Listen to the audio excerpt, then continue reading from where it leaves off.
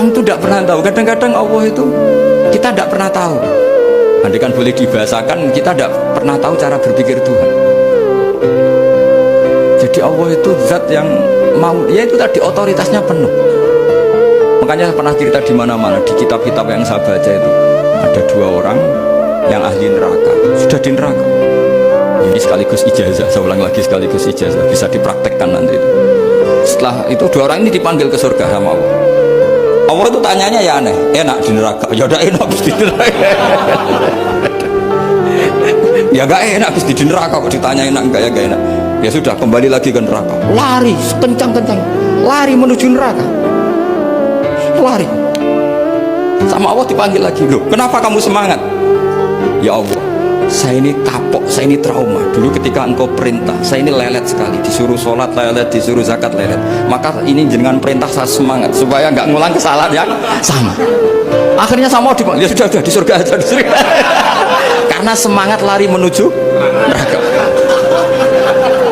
Maka ini ijazah, nanti kalau di mahsyar ya kamu dipanggil, ayo masuk neraka, harus apa?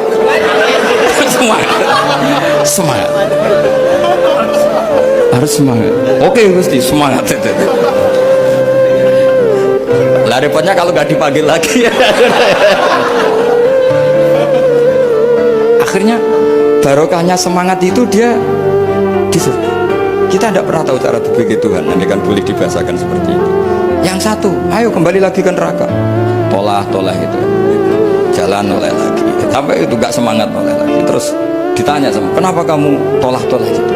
Saya tidak pernah ngira ya Allah, ketika engkau panggil di surga, kemudian engkau kembalikan lagi ke neraka. Ya sudah, kamu di surga saja. Barokahnya husnuzon. Jadi Tuhan itu unik. Makanya dalam tradisi ulama itu ad-dinu ar-riwayah, agama itu riwayat.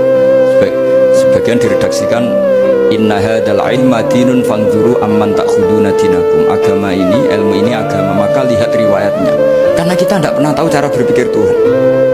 Kita harus mengikuti riwayat yang diutarakan Rasulullah SAW. Karena kita tidak pernah tahu.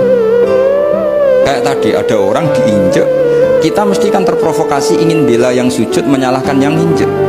Tapi ketika yang sujud mencatut nama Tuhan, Allah tidak akan memaafkan kamu. Itu Tuhan tersinggung karena sifatnya direduksi satu, diambil satu, disembunyikan satu. Loh, ada kan dia begini mungkin malah Allah maklumi. Saya tidak akan maafkan kamu. Enggak apa-apa Allah, kan saya kan tidak mencatut namanya Allah. Selama hidup saya tidak akan maafkan kamu. Allah nggak akan tersinggung karena dia sebagai manusia tentu punya dendam, punya rasa mangkel, punya emosi. Tapi kalau ketika bilang Allah tidak akan maafkan kamu, berarti dia mencatut statusnya Allah.